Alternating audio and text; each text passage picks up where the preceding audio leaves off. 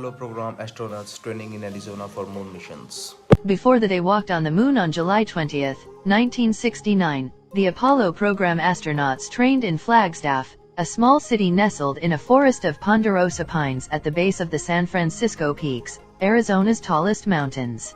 In fact, all 24 astronauts who have ever flown to the moon trained in various locations of northern Arizona. NASA needed a geologically diverse landscape, one rugged and raw, torn and pummeled, and still bearing distinctive scars from a rowdy past. Arizona had plenty of existing craters, exposed canyons, volcanic cinder cones, and lava fields to test NASA's people, suits, vehicles, and equipment. Scientists thought the volcanic cinders of the terrain might be similar to what astronauts would find on the moon. Additionally, the nearby meteor crater, the best preserved impact crater on Earth, and the Great Cosmic Gash of the Grand Canyon, provided an unmatched geological classroom.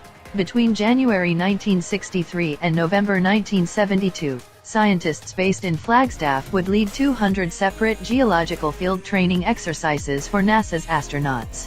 In 1967, NASA decided to bring the moon to Flagstaff, or at least a simulation, by blasting craters of their own. Working with the Astrogeology Science Center, a division of the U.S. Geological Survey established in Flagstaff to study solid bodies in the solar system, explosives were used to blow hundreds of craters in the volcanic terrain north of town. Apollo ran from 1961 to 1972, with the first crewed flight in 1968. It encountered a major setback in 1967 when an Apollo 1 cabin fire killed the entire crew during a pre-launch test. After the first successful landing, sufficient flight hardware remained for 9 follow-on landings with a plan for extended lunar geological and astrophysical exploration. Budget cuts forced the cancellation of 3 of these. 5 of the remaining 6 missions achieved successful landings, but the Apollo 13 landing was prevented by an oxygen tank explosion in transit to the moon, which destroyed the service module's capability to provide electrical power, crippling the CSM's propulsion and life support systems.